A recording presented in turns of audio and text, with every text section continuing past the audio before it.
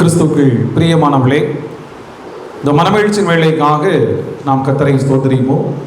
ஆண்டவர் விடுத்த நல்ல வாய்ப்பு. இதோ இந்த பரிசுத்த ஆலயத்திலே ஆண்டுடைய சமூகத்திலே நாம் கூடி வருவது மாத்திரமல்ல, ஆண்டுடைய திருப்பந்தியிலே சேரும்படியாக ஆண்டவர் நமக்கு கிருபை எடுத்திருக்கிறார். கர்த்தரை கிருபைக்காக கர்த்தரை ஸ்தோத்திரிப்போம். இந்த நாளிலும் தியானத்துக்காக தெரிந்து கொள்ளப்பட்ட திருமறை வாக்கியம் எடுத்து வாசியுங்கள். 1 தீமோத்தேயு 6ஆம் அதிகாரம்.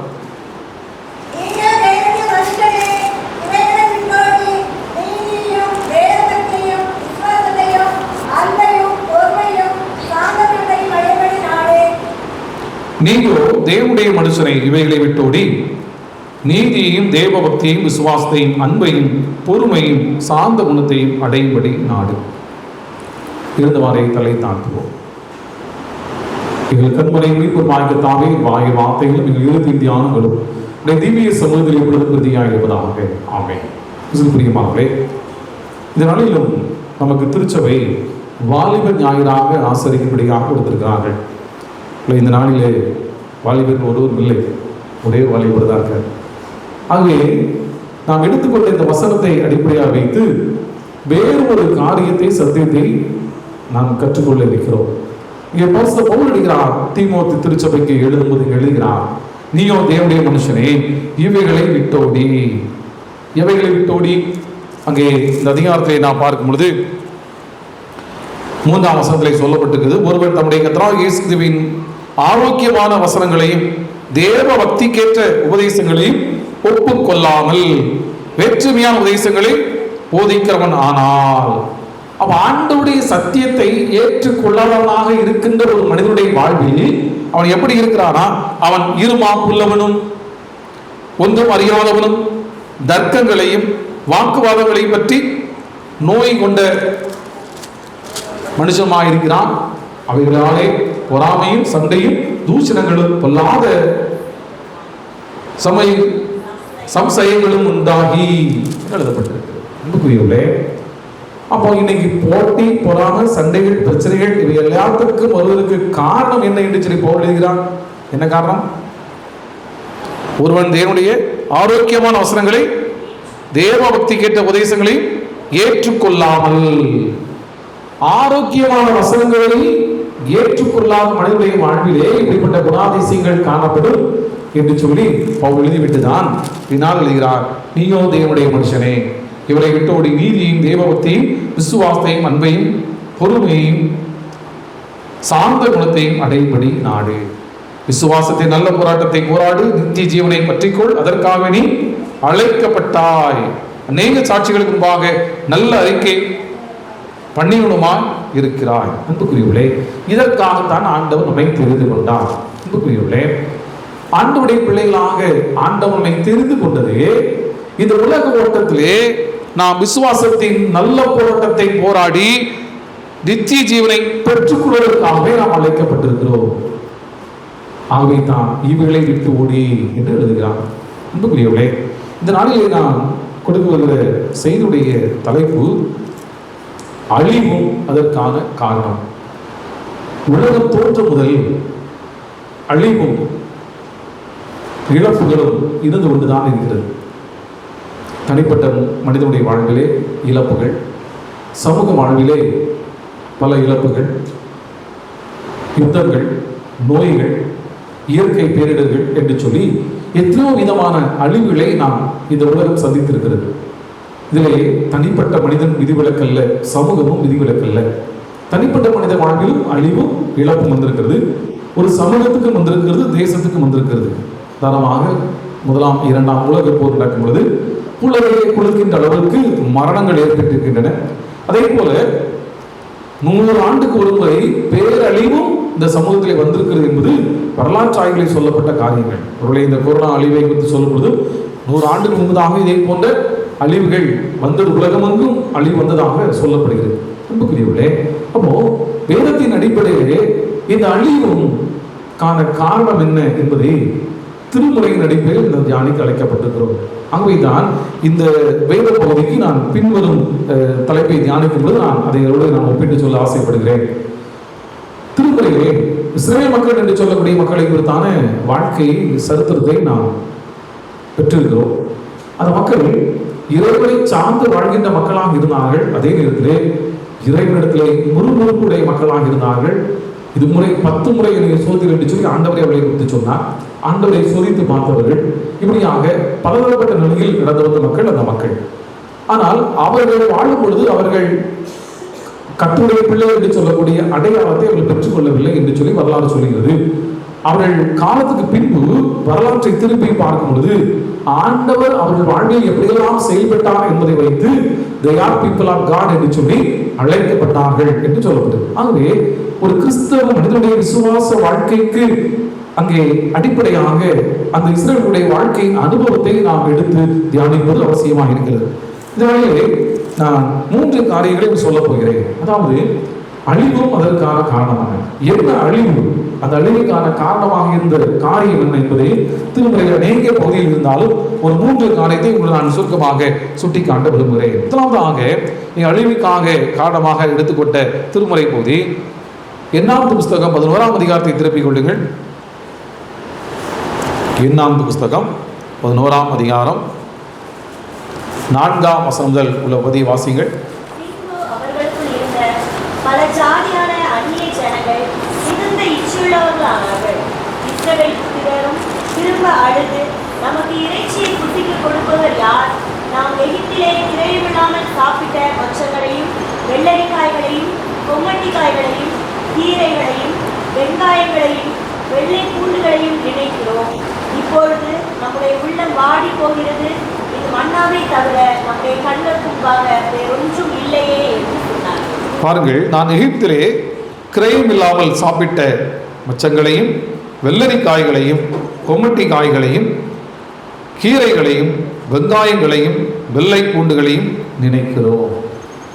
ஆண்டவர் இந்த இஸ்ரவேல் மக்களை ஒரு உன்னதமான நோக்கத்தோடு எகிப்தின் அடிமைத்தனத்திலிருந்து விடுதலையாக்கி பாலும் தேனும் ஓடுகிற தேசத்துக்காக அவர்களை அழைத்து செல்வதற்கும்படியாக மீட்பனாக இரட்சகனாக மோசேயை தேர்ந்தெடுத்து அவனை அனுப்பினார். அவ்வாறாக வனாந்தரத்தில் அவர் வழிநடத்தப்பட்டார்கள். இதை யாத்ராகம புஸ்தகத்திலும் வாசிக்க பார்க்கலாம். இதை விடுதலை பயணம் என்று சொல்லி புதுமொழிபெயர்ப்பு வேதாகமத்தில் சொல்லப்பட்ட விடுதலை பயணம். ஆண்டவரை விடுதலையாக்கி அவர் பயணித்ததுதான் யாத்ராகம புஸ்தகம். புரியவில்லை. ஆனால் இந்த மக்கள் இங்க என்ன செய்கிறார்கள்? ஆண்டவர் கொடுத்திருக்கிற இந்த வழியிடத்தின் பாதையிலே திருப்தி இல்லாத மனநிலை உடையவர்களாக இருந்தார்கள். இந்த அனைவருடைய வாழ்நிலை இழப்புக்கும் அழிவுக்கும் காரணமாக இருக்கின்ற காரியம் என்று சொன்னால் திருப்தியற்ற மனநிலை. அவருடைய வாழ்க்கையிலே ஆண்டவர் கொடுத்ததை நினைத்து நன்றி செலுத்த முடியாத ஒரு மனநிலை.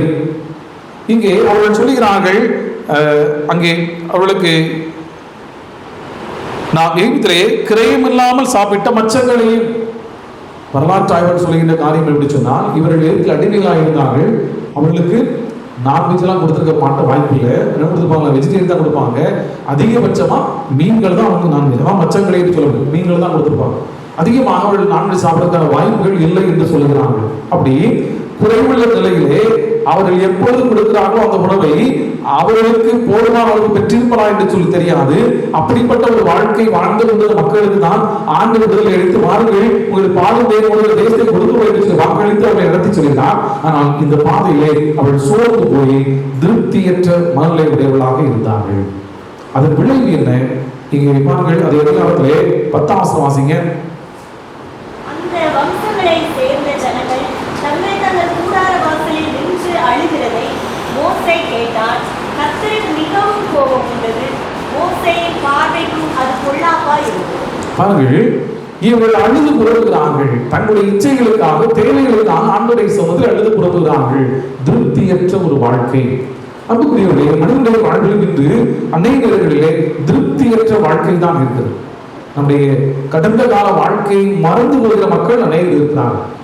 இன்னொருடைய வாழ்க்கையை மறந்து போகிறவர்கள் அநேகர் இருக்கிறார்கள். அன்புக்குரியவர்களே, ஒரு காலத்திலே சுடுசோறு என்பது இரவு நேரம் மாத்திரம் தான் கிடைக்கும். காலை மதியமும் பழைய சாதம் சாப்பிட்டு வந்திருந்தோம். அதுதான் இந்த ஆரோக்கியம் என்று சொல்லி மருத்துவம் சொல்கிறார்கள். ஆனால் சுடுசோறு என்பது இரவு நேரம் மாத்திரம் இருந்தது. எத்தனை குடும்பங்கள் 3 வேளை சாப்பிட்டிருப்பார்கள் என்று தெரியாது. எத்தனை இரவுகள் பிள்ளைகள் பட்டினிகள் இரவில் சென்று பார்த்து தெரியாது. அப்படி இன்னொருடைய வாழ்க்கை அப்படித்தான் இருந்தது. ஆனால் இந்த ஆண்டவர் நமக்கு நிறைய வாழ்க்கையை தந்திருக்கிறார். ஆனால் இந்த காலகட்டத்திலே நம்முடைய சந்ததி பிள்ளைகளை எடுத்து பாருங்கள். உடை, உணவு, உடை எல்லாவற்றையும் குறித்து திருப்திகரமான வாழ்க்கை இருக்கிறதா என்று சொன்னால் இல்லை. உணவை குறித்தும் திருப்திகரமான வாழ்க்கை இல்லை, உடையை குறித்தும் திருப்திகரமான வாழ்க்கை இல்லை. ஒரு காலத்தில் என்ன சொல்லுவாங்க, மட்டன் சாப்பாடுனா பண்டிகை அன்னைக்கு மட்டும் தான் மட்டன் சாப்பாடு, இன்னைக்கு வாரம் அப்படிதானே மட்டன் சாப்பாடு, அன்னைக்கு பண்டிகை மட்டும் தான் மட்டன் சாப்பாடு. அதே மாதிரி உடை என்பது அன்று பண்டிகை நாட்கள் மட்டும்தான் உண்டு, இப்பொழுது நிலைத்திரை நாம் எடுத்துக்கொள்கிறோம். அப்போ ஆண்டவர் நிறைவை கொடுத்திருக்கிறார், ஆனால் அந்த நிறைவை உணர முடியாத ஒரு சந்ததியாக இந்த சந்ததி மாறிக்கொண்டிருக்கிறது. திருப்தியற்ற ஒரு மனநிலையாக இருக்கிறார்கள். இங்கே இந்த மக்களுடைய இந்த திருப்தியற்ற மனநிலையிலே அவர்கள் பெற்றுக்கொண்ட காரியம் என்ன? அவர்கள் கேட்டதை பெற்றுக்கொண்டார்கள். இன்னைக்கு பிள்ளை எழுதுறாங்க, அடம்பிடித்து வேணுங்கிறத எப்படியாவது அடைந்து தர வேண்டும் என்று சொல்லி பெற்றுக்கொள்கிறார்கள். திருப்தியற்ற மனநிலை பெற்றுக்கொள்கிறார்கள். அங்கே ஆண்டவர் சொல்கிறார் அந்த அதிகாரத்திலே 20ஆம் வசனம் வாசிங்க. ஒரு மாதம் வரைக்கும் புசிப்பீர்கள், அது உங்கள் மூக்காலே புறப்பட்டு உங்களுக்கு செவிட்டி போக மட்டும் புசிப்பீர்கள். உங்களுக்குள்ளே இருக்கிற கர்த்தரை அசட்டை பண்ணி நாங்கள் ஏன் எகிப்திலிருந்து புறப்பட்டோம் என்று அவருக்கு முன்பாக அழுதீர்களே என்று சொல்லிட்டார். பாருங்க, நீங்க ஆண்டவரை வேதனைப்படுத்திட்டீங்க, ஏன் எகிப்திலிருந்து புறப்பட்டோம் என்று அழுதீர்களே. ஆண்டவர்கிட்ட அழுது கேட்கறதுக்கு ஒரு முறை இருக்குங்க. இவங்க கேட்டாங்க, அழுதான் கேட்டாங்க, எகிப்திலிருந்து ஏன் புறப்பட்டோம்னு சொல்லி எண்ணினீர்களே. ஆண்டவர் ஒரு மாதம் வரைக்கும் புசிப்பீர்கள், நீங்கள் உங்கள் மூக்காலை புறப்பட்டு உங்களுக்கு தெவிட்டு போக மட்டும் சொல்லுவாங்க. மூக்கு பிடிக்க சொல்லுவாங்க, நம்ம ஊர்ல சொல்லுவாங்க, நல்லா மூக்கு முட்டை சாப்பிட்டாயா அப்படிப்பாங்க.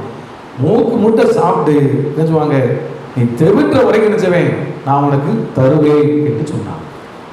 அன்புக்குரியவர்களே, திருப்தியற்ற வாழ்க்கை வாழ்ந்தார்கள். ஆண்டவரத்துல கண்ணீர் விட்டு அழுதாங்க, கேட்டாங்க, ஆண்டவர் கொடுத்தாரு. ஆனா நடந்தது என்ன தெரியுமா? அந்த அதிகாரத்திலே 33ஆம் வசனம் வாசிங்க.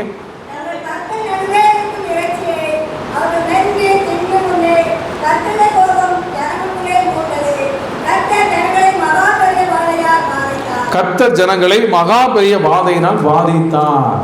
சாப்பிட்டு அங்கே ஜீரணமாறதுக்கு முன்னாடி அவர்கள் வாதையை பெற்றுக்கொண்டார்கள். அன்புக்குரியவர்களே, நம்முடைய வாழ்க்கையிலே திருப்தி இல்லாத வாழ்க்கை நம்முடைய வாழ்வின் அழிவை தேடித்தது என்பதை மறந்து போன சந்ததியாக இது நம்முடைய பிள்ளைகள் வாழ்ந்து கொண்டிருக்கிறார்கள். இருப்பதை வைத்து மகிழ்ந்திருக்கக்கூடிய மகிழ்ச்சி இல்லை. போதும் என்கிற மனதுடைய தெய்வ பக்தியே மிகுந்த ஆழம் என்று சொல்லி பரிசுத்த பவுல் நம்முடைய திருச்சபைக்கு தீமோத்தேயுவுக்கு எழுதினாரே. அன்புக்குரியவர்களே, அந்த மனநிறைவோடு வாழ்ந்து கொண்டிருப்போம் என்று சொன்னால் நம்முடைய வாழ்விலே நாம் மகிழ்ச்சியை சுதந்திரித்துக் கொள்ள முடியும், நம்முடைய வாழ்விலை நிறைவை பெற்றுக் கொள்ள முடியும். இல்லை என்று சொன்னால் இங்கே நாம் அழுது சாதித்து பெற்றுக்கொள்ளலாம், ஆனால் அதன் விளைவு என்பது அழிவை நோக்கி தான் செல்வதை தவிர அது நமக்கு ஆதாயத்தை தேடித்தராது. இங்கே இஸ்ரவேல் மக்களுடைய வாழ்வில் அந்த அனுபவத்தை நாம் இங்கே வரலாற்றின் வாயிலாக அறிந்து கொள்கிறோம். அன்புக்குரியவர்களே, அப்போ இங்கே ஒரு அழிவு வந்தது, பாதை மூலமாக மக்கள் அழிக்கப்பட்டார்கள். இன்னொரு வருஷம் சொல்லப்படுது, இச்சித்த ஜனங்களை அங்கே அடக்கம் பண்ணினதினால் அந்த ஸ்தலத்துக்கு கிப்ரோ அத்தாவா என்று பெயரிட்டான். அன்புக்குரியவர்களே, மருத்துவர்களை அங்கே அடக்கம் பண்ணினார். அப்படி என்று சொன்னார் நம்முடைய வாழ்விலே அழிவை நாம் பெற்றுக்கொள்ளாமல் இருக்க வேண்டும் என்று சொன்னார் திருப்தியான வாழ்க்கையை நாம் வாழ அழைக்கப்பட்டிருக்கிறோம். ஆண்டவர் கொடுப்பதிலே மனமகிழ்ச்சியோடு இருக்க அழைக்கப்பட்டிருக்கிறோம். நம்மை காண்டிலும் இல்லாத மக்களை நினைவு பார்க்கும் பொழுது ஆண்டவர் நம்மை மேன்மையாகத்தான் வைக்கிறார் என்று சொல்லக்கூடிய மனநிலையை நாம் பெற்றுக்கொள்வோம். அடுத்தபடியாக இன்னொரு அழிவு இங்கே சொல்லப்பட்டிருக்கிறது. இங்கே நாம் பார்க்கும் பொழுது எண்ணாவது புஸ்தகம் 4ஆம் அதிகாரம் 13ஆம் வசனத்தை வாசிங்கள். 14-13.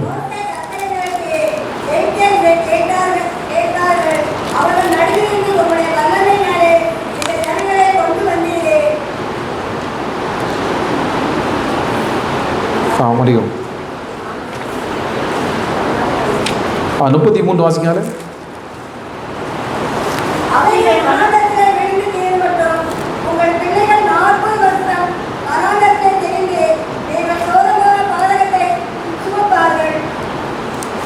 அவர்கள் வனாந்திரத்திலே விழுந்து தீர் மட்டும் உங்கள் பிள்ளைகள் 40 வருஷம் வனாந்திரத்திலே திரிந்து நீங்கள் சோரம் போன பாதகத்தை சுமப்பார்கள்.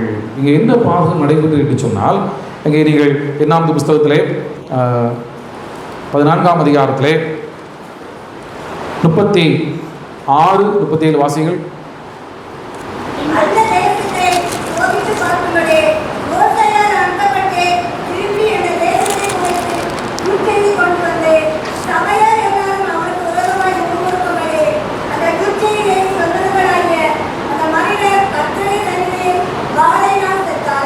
அன்புக்குரியவர்களே, ஆண்டவர் கொடுக்கிற அந்த தேசத்தை சுற்றி பார்க்கும்படியாக இங்கே மோசே கோத்திரத்துக்கு ஒருவரை அனுப்புகிறான். அங்கே யோசுவாவும் காலேபும் தவிர மற்றவர்கள் துர்ச்செய்தியை பரப்பினார்கள். ஆண்டவர் அந்த கானான் தேசத்தை அவர்கள் சுதந்திரமாக கொடுத்திருக்கிறார். ஆனால் அவர்கள் பார்த்தவர்கள் என்ன சொன்னாங்க? இந்த தேசத்தை நாம் சுதந்திரத்துக்கு கொள்ள முடியாது. 13ஆம் அதிகாரத்திலே 33ஆம் வசனம் வாசிங்க. ராட்சத பிறவியான ஏனாக்கின் குமாரராகிய ராட்சதரை கண்டோம். நாங்கள் எங்கள் பார்வைக்கு வெட்டுக்கிளிகளை போல இருந்தோம், அவர்கள் பார்வைக்கும் அப்படியே இருந்தோம் என்று சொல்லி, இப்படி இஸ்ரவேல் புத்திரருக்குள்ளே தாங்கள் சுற்றி பார்த்து வந்த தேசத்தை குறித்து துர்ச்செய்தியை பரப்ப செய்தார்கள். ஆண்டவர் ஒரு திட்டத்தை வைத்திருக்கிறார். அந்த திட்டத்துக்கு விரோதமாக இவர்கள் சுயமாக அவர்கள் கணித்த கணிப்பின்படி, அவளுடைய எண்ணத்தின்படி துர்ச்செய்தியை பரப்பினார்கள். ஏமா இந்த தேசம் நம்ம சுதந்திரத்துக்கு முடியாதுப்பா, இது பயங்கரமான மக்கள் இருக்கிறாங்க, நான் வெற்றி பெற முடியாது. ஆகவே இது இவரோடு நாம் சண்டையிடுவதோ எப்பொழுதோ வீண் என்று சொல்லக்கூடிய செய்தியை அவர்கள் பரப்பினார்கள். 14ஆம் அதிகாரத்திலே 4ஆம் வசனத்தை வாசிங்கள். நாம் ஒரு தலைவரை ஏற்படுத்திக் கொண்டு எகிப்துக்கு திரும்பி போவோம் வாருங்கள் என்று ஒருவரோடு ஒருவர் சொல்லிக் கொண்டார்கள். பாருங்க, மக்களை திசை திருப்புகின்ற ஒரு செயல். ஒன்று துர்ச்செய்தியை பரப்பினார்கள். ஆண்டவருடைய திட்டத்துக்கு விரோதமாக, ஆண்டவருடைய வல்லமை மீது நம்பிக்கை இல்லாதவர்களாக இந்த செய்தியை பரப்பினார்கள். அன்புக்குரியவர்களே, இன்றைய சமூக வாழ்வில், குடும்ப வாழ்வில் கூட துர்ச்செய்தியை பரப்பி இருக்கிறார். குடும்பத்தை தான் துர்ச்செய்தி.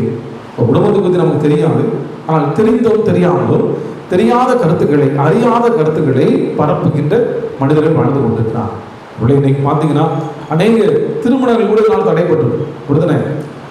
பொண்ணு மாப்பிள்ளை விஷயத்தில் வச்சுவாங்க, விசாரிப்பாங்க.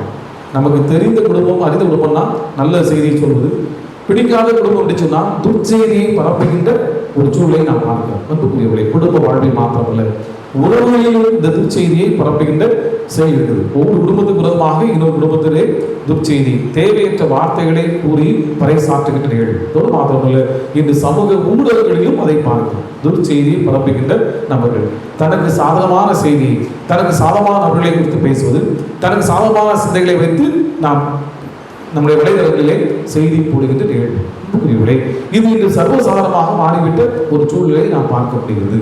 அன்புக்குரியவர்களே, ஒரு காரியத்தை குறித்து முழுமையாக அறிந்து கொள்ளாத பட்சத்தில், தெரிந்து கொள்ளாத பட்சத்தில் அதை குறித்தான செய்திகளை பரப்புகின்ற செயல்களை பார்க்கிறோம். இங்கே காலேபும் யோசுவாவை தவிர அங்கே சொந்த மற்ற 10 நபர்கள் துர்ச்செய்தியை பரப்பினார்கள்.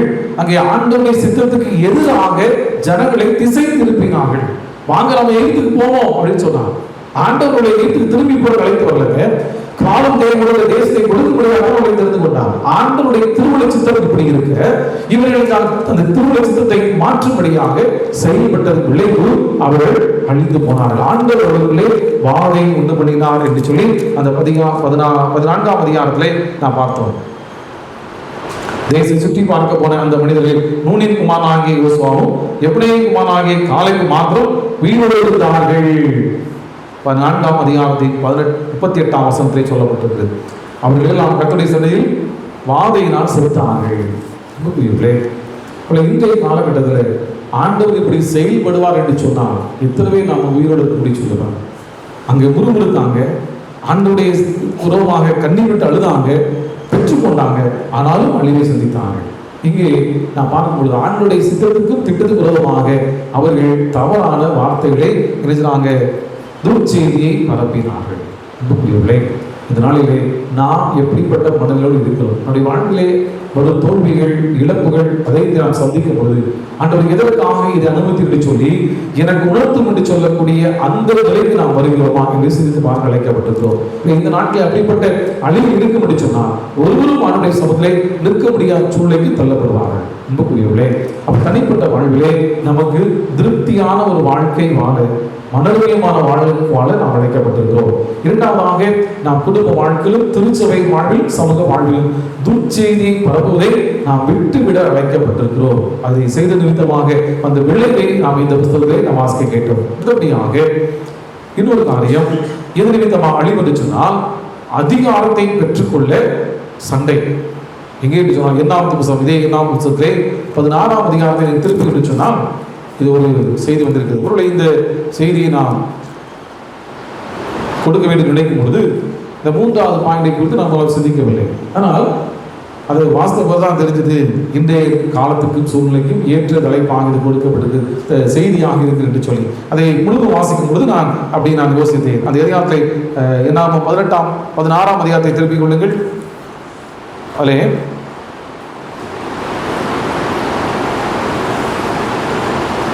முதலாம் வசனத்தை வாசிங்க.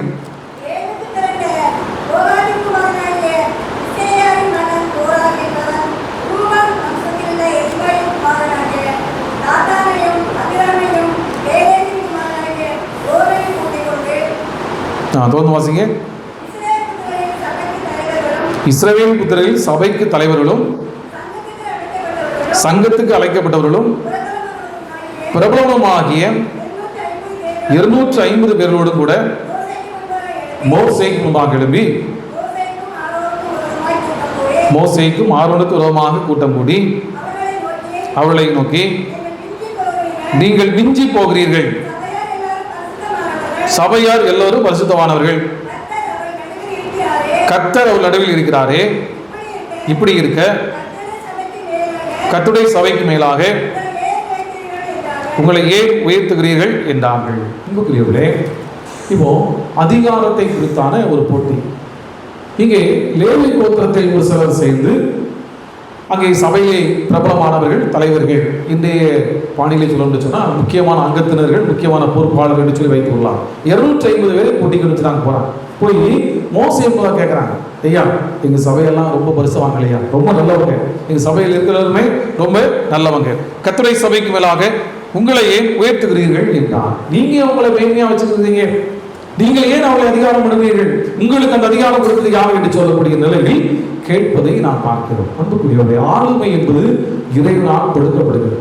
எந்த ஒரு மனிதரை எந்த இடத்திலே பயன்படுத்த வேண்டும் என்று சொல்லி ஆண்டவர் தெரியும். அதே நேரத்திலே ஒரு மனிதர் எந்த நேரத்தில் பயன்படுத்த வேண்டும், எந்த நேரத்தில் பயன்படுத்தக்கூடாது என்பதையும் ஆண்டவர் தான் குறித்து வைத்திருக்கிறார். இங்கே ஆண்டவர் மோசேயையும் ஆரோனையும் ஆண்டவர் தான் தெரிந்து கொண்டார். ஆண்டவரால் தெரிந்து கொண்டார். இந்த மீட்பு பணியை செய்யும்படியாக எகிப்துக்கு இவர்கள் 2 நாள் போறாங்க, பார்வோர்களை பேசுறாங்க, அங்கே அற்புதங்களும் அடையாளம் நடைபெறுகிறது. பாதையை ஆண்டவர் முன்படுகிறார். ஆண்டவர் தன்னுடைய பலத்த கடன்களினாலே அவர் விடுதலை ஆக்கி கொண்டு வருகிறார். இதை அனைத்தையும் பார்த்திருக்கிறார்கள். பார்க்கிறவர்கள் காலப்போக்கில் இவர்கள் என்ன வருகிறது, என்னப்பா இவங்க மட்டும் தான் மேல இருந்து பேசணுமா, நாங்கள்லாம் எங்களுக்கு ஒன்றும் தெரியாதா, நாங்கள்லாம் மேல வந்து இருக்கக்கூடாதா என்று சொல்லக்கூடிய சிந்தை வருகிறது. இயற்கையாக மனிதனுக்கு வருகின்ற காரணம். ஆனால் இங்கே இந்த அதிகாரத்தை பெற்றுக்கொள்ள வேண்டும்படியாக அவர்கள் சுயமாக முயற்சித்தபடியினாலே, ஆளுகை என்பது எல்லோருக்கும் தகுதி உடையவர் தான், யாரும் தகுதி என்று சொல்ல முடியாது. ஒருவேளை இந்த திருச்சபை இருக்கான்னு சொன்னால் ஒரு சில நபரை நாம் பொறுப்பாளியாக தெரிஞ்சிருக்கிறோம். ஆகவே அவர்கள் மாத்திரம்தான் தகுதி உடையவர்கள், மற்றவர்கள் தகுதியற்றவர்கள் என்பது பொருள் அல்ல. எத்தனைவே தகுதியுடையவர்களாக இருந்தாலும் அதிலே ஒருவரை நாம் பொறுப்பாக நம்முடைய பிரதிநிதியாக ஏற்படுத்துகிறோம் என்பதுதான் பொருள். இங்கே 250 பேரை கூட்டிக் கொண்டு, லட்சக்கணக்கான மக்கள் இருந்த கூட்டத்தில் ஒரு 250 பேரை மட்டும் கூட்டிக் கொண்டு இங்கே மோசேக்கும் ஆரம்பமாக எழுப்பியிருக்கிறார்கள். என்றால் ஆளுமையை, அதிகாரத்தை எங்களுக்கு தர வேண்டும் என்று சொல்லி இங்கே மோசே சொல்கிற காரியம் என்ன? அந்த அதிகாரத்தின் 10ஆம் வசனம் வாசிங்க.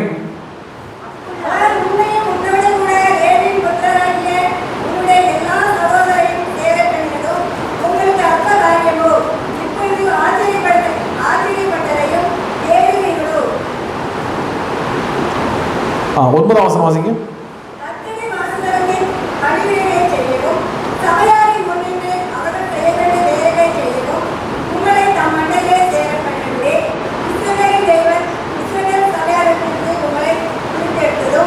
போதும் பாருங்க. இங்கே மோசே சொல்கிறாரு, இவங்கெல்லாம் லேவி கோத்திரத்தை சேர்ந்தவங்க. அவர் சொல்றார், அவர்கள் செய்ய வேண்டிய வேலைகளை செய்யவும் உங்களை தம்மண்டையில் சேர பண்ணும்படி இஸ்ரவேல் தேவன் இஸ்ரவேல் சபையாரிலிருந்து உங்களை பிரித்தெடுத்ததும், ஆண்டுடைய வாசஸ்தலத்தை பணியாற்றும்படியாக ஆண்டவர் உங்களை பிரித்தெடுத்திருக்கிறார். ஒரு விசேஷ பணியை கொடுத்திருக்கிறார். உங்களுடைய திருச்சபையிலும் நினைக்கிறோம், திருச்சபையில் எத்தனையோ மக்கள் இருந்தாலும், அங்கத்தில் இருந்தாலும் ஒரு சில மக்கள் இருக்கிறாங்க, தெரிந்தெடுத்து அந்த பொறுப்புகளை கொடுத்து பணி நிறைவேற்றும்படியாக அழைப்பு கொடுக்கிறோம். இங்கே அதான் சொல்றார், உங்களை பிரித்தெடுத்தும் அவர் உன்னையும் உன்னுடைய கூட லேவியின் புத்திரராகி உன்னுடைய எல்லா சகோதரரையும் சேர பண்ணினதும் உங்களுக்கு அற்ப காரியமோ, இப்பொழுது ஆசாரிய பட்டத்தையும் பெறுவீர்களோ. உங்களை ஆண்டவர் அற்புதமா பிடித்தெடுத்து ஆண்டவருடைய ஆசாரி கூடாரங்களை பணியாற்றும்படியாக உங்களை தேர்ந்தெடுத்திருக்கிறாரு. அது உங்களுக்கு அற்பமா நினைச்சுக்கிட்டு இப்ப என்ன பண்ண நினைக்கிறீங்க? ஆசாரிய பட்டம் வேண்டுமோ, ஆசாரிய செய்ய வேண்டிய பணியை நீங்கள் செய்ய வேண்டும் சொல்லி நினைக்கிறீர்களோ என்று மோசே கேட்கிறார். அங்க நடந்த காரியம் தான். என்று சொல்ல ஆண்டவர் லேவி கோத்திரத்துல ஆவல் குடும்பத்தை தான் ஆசாரி பணிக்கிறது பிரத்யேகமாக தெரிந்து கொண்டார். ஆனா இவங்க நினைச்சாங்க அதற்கு முன்பதாக மோசேக்கு வாக்குவாதம் பண்ணுகிறார்கள். ஆண்டவர் மோசே இதை கேட்கிறாரு. பின்பு ஆண்டவருக்கு செய்யற காரியம் என்ன? அங்கே பாருங்கள், ஆண்டவருடைய பதிலை நீங்கள் பார்க்கும் பொழுது அங்கே 20ஆம் அதிகாரத்தில் வாசிங்க.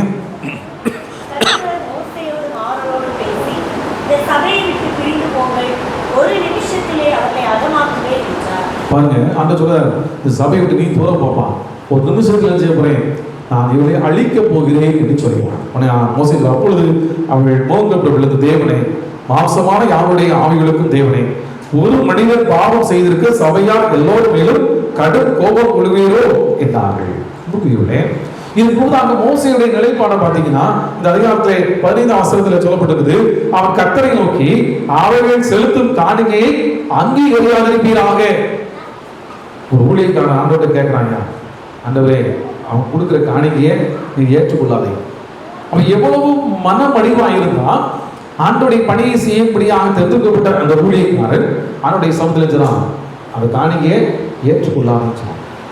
முன்னோர்கள் சொல்லுவாங்க, பெரிய ஆட்கள் சொல்லுவாங்கன்னா, திருச்சபை ஆசீர்வாதமாக இருக்கணும்னா முதல்ல திருச்சபையில் இருக்க ஊழியர்கள் இருக்கணும் மகிழ்ச்சியாக ஊழியம் நிறைவேற்றுவது.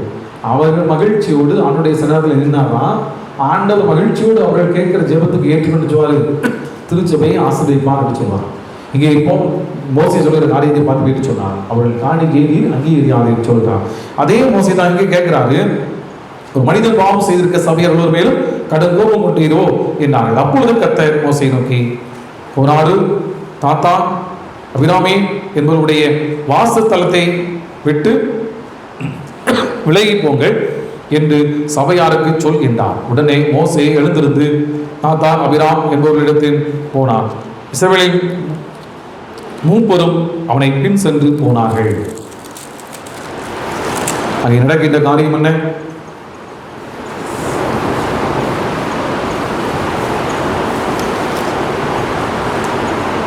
அது அதிகாரத்திலே 32ஆம் வசனம் வாசிங்க.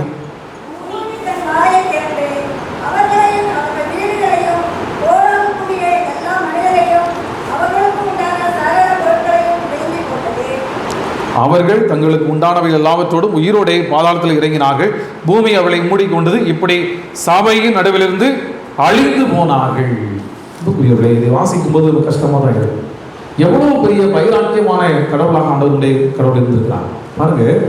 பட்சிக்கிற தெய்வனாக செயல்பட்டவர் அங்கே முறுமுறுத்து ஊழியர் விரோதமாக எழுப்பி எங்களுக்கும் அதிகாரம் வேண்டும் என்று சொல்லி, எங்களுக்கு அதிகாரத்தை பறிக்க வேண்டும் என்று சொல்லி அங்கே முற்பட்டார்கள். ஆண்டவருடைய சித்தத்துக்கு விரோதமாக எழுப்பினார்கள். ஆண்டவர் சபை முழு அழைப்பை சொன்னாரு. அவர் மோசை வேண்டிக் கொள்கிறான். ஆண்டவர் யார் எழுப்பினார்களோ அவர்களையும் அவர் குடும்பத்தில் சென்று பூமி வெளியே போட்டது. இந்த அழிவுக்கு காரணம் என்ன? அதிகாரத்தையும் மேன்மையும் பெற்றுக்கொள்ளக்கூடிய ஒரு எண்ணம். அன்புக்குரியவர்களே, ஒரு மனிதனுடைய வாழ்விலே அழிவை தானாக பெற்றுக்கொள்கிறான். உதாரணம் சொன்னேன், அங்கே திருப்தி இல்லாத வாழ்க்கை இருந்தபடினாலே வாதை வந்தது, அனைவரும் அடைந்து போனார்கள். துர்ச்செய்தியை ஒருவருக்கு விரோதமாக பகை உண்டு பண்ணும்படியாக, ஆண்டவருடைய சித்தத்துக்கு விரோதமாக செயல்படும்படியாக அங்கே துர்ச்செய்தியை பரப்பினார்கள். அவர்களும் அங்கே மாண்டு போனார்கள். இங்கே அதிகாரத்தை தன்னுடைய சுய பலத்தினாலே, சுய முயற்சினாலே இறைவனை சித்தமில்லாமல் அடைய வேண்டும் என்று சொல்லி முயற்சித்தார்கள். இவர்களும் நினைச்சார்கள், அடைந்து போனார்கள். இந்த காரியங்களை பார்க்கும் பொழுது ஆண்டவருக்கு எச்சரிக்கை கொடுக்கிறார். அதுவே நான் பவுல் அங்கே திருச்சபைக்கு எழுதும் போது அவர் எழுதினார், நான் வாசிக்கிட்ட திருப்பதியை மீண்டும் போல் திருப்பிக் கொள்ளுங்கள், போதும் என்கிற தேவபக்தியே மிகுந்த ஆதாயம் என்று சொல்லி. அன்புக்குரியவர்களே, போதும் என்கிற மனநிறைவோடு நாம் இருக்க அழைக்கப்பட்டிருக்கிறோம்.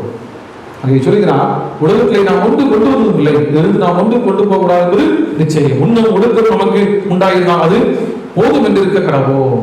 அன்புக்குரியவர்களே, உலகத்தில் நம்ம ஒன்று கொண்டு போடுதலைங்க, ஒன்று கொண்டு போக முடியாது. உலகத்தில் ஒன்று நாம் கொண்டு போகலை, ஒன்று கொண்டு போகுது. இடைப்பட்ட இந்த காலத்தை மகிழ்ச்சி நிறைந்த வாழ்க்கையா நாமும் நம்முடைய குடும்பம் திருச்சபையாக உறவுகளாக மகிழ்ந்து ஆண்டவரை மகிமைப்படுத்துகிற வாழ்க்கை வாழ அழைக்கப்பட்டிருக்கிறது. அதற்காகவே ஆண்டவர் நம்மை தெரிந்தெடுத்திருக்கிறார் என்ற சிந்தையோடு இந்த வசனத்தை நான் சத்திய வசனத்தை மீண்டும் சொல்லுகிறேன். நீயோ தேவனுடைய மனுஷனே, இவைகளை விட்டு ஓடி, எவளை விட்டு ஓடி, திருப்தி இல்லாத வாழ்க்கையை விட்டுட்டு ஓடி, துச்செய்தி பரப்புகிற வாழ்க்கையை விட்டுட்டு, பதவியை தன்னுடைய மேன்மையை உயர்த்திக் கொள்ள வேண்டும் என்று சொல்லி எண்ணத்தை விட்டுவிட்டு நீ என்ன செய்? நல்ல போராட்டத்தை போராடி நித்திய ஜீவனை பற்றிக்கொள். அதற்காகவே நீ இழைக்கப்பட்டாய். அன்புக்குரியவர்களே, அதற்காகவே ஆண்டவரை தெரிவு செய்திருக்கிறார்.